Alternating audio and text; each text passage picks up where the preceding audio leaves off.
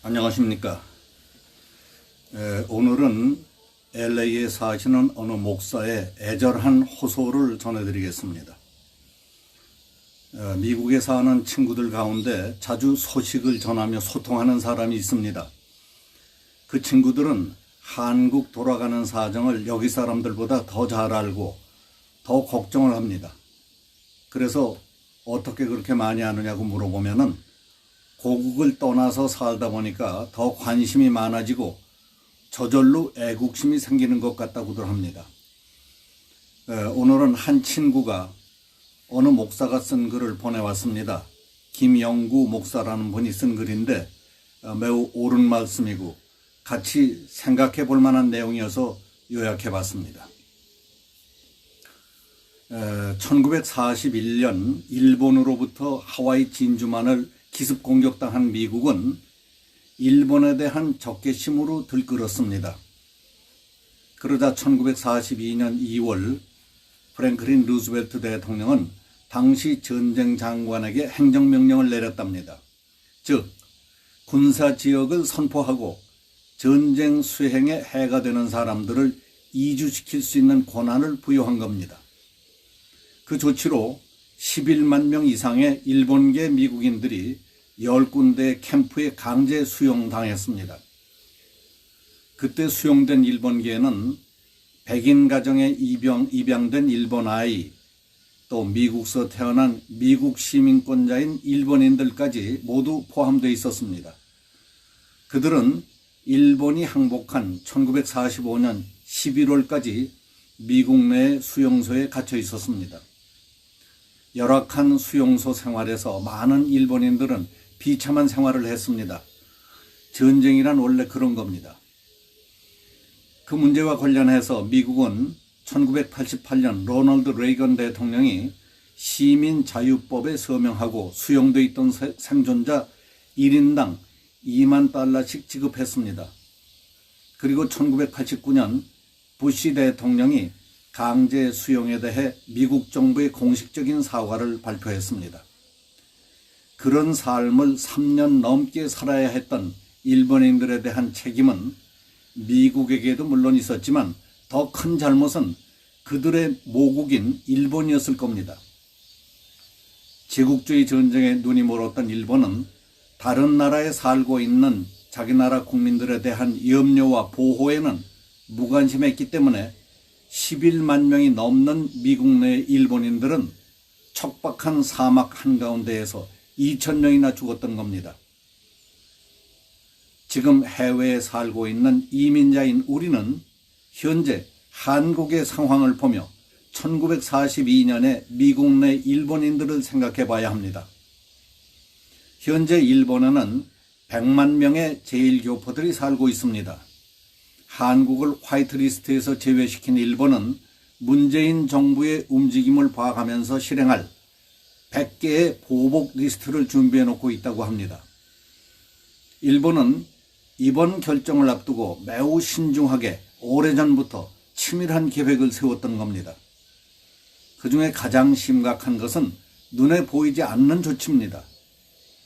일본의 지방자치단체, 국세청, 경찰, 소방처 등 시민생활과 뗄래야 뗄 수 없는 곳곳에 아베 정부의 공무원들이 있습니다.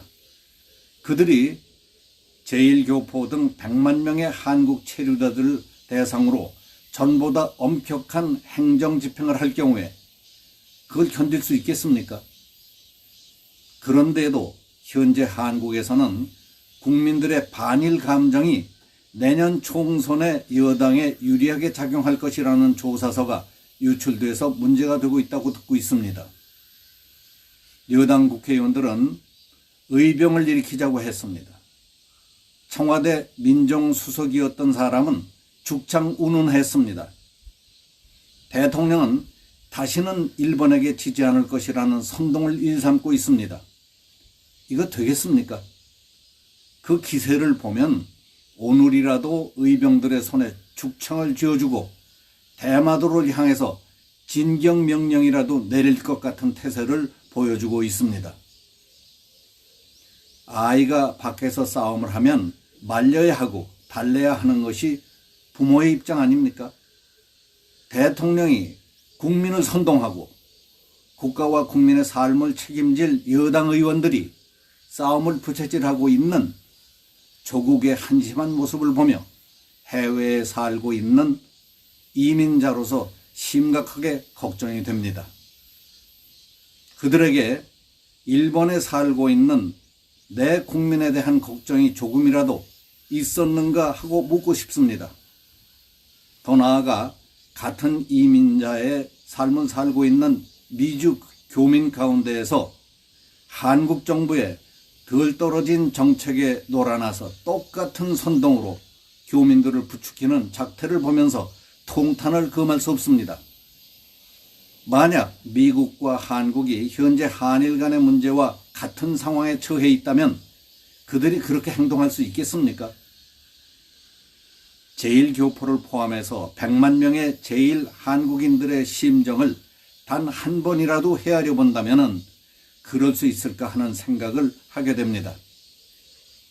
더 가사로운 것은 교민들을 선동하는 그들은 입만 열면 평화 운운하고 조선인들을 무참하게 살해했던 일본 놈들 운운하는데 그런 일본 사람들 속에 함께 묻혀 살아야 하고 있는 우리 교포들의 입장과 입지는 조금이라도 생각해 본 일이 있겠습니까?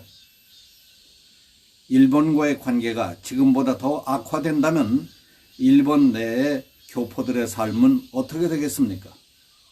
요즘 우리 가게에 오는 일본 손님들의 태도가 변한 것을 느끼게 됩니다. 우선 눈웃음을 보여주지 않습니다. 미국에 살고 있는 일본인들도 이렇게 달라지고 있는데 앞으로 한일 관계가 더 악화된다면 제1교포들 생활에 심각한 변화가 오게 될 겁니다. 그런 것은 하나도 아랑곳하지 않고 국민들을 선동해서 자신들의 표 얻을 생각만 하고 자신들의 영달만을 챙기려는 출세주의자, 정치 몰입애들을 원망의 눈길로 보게 됩니다.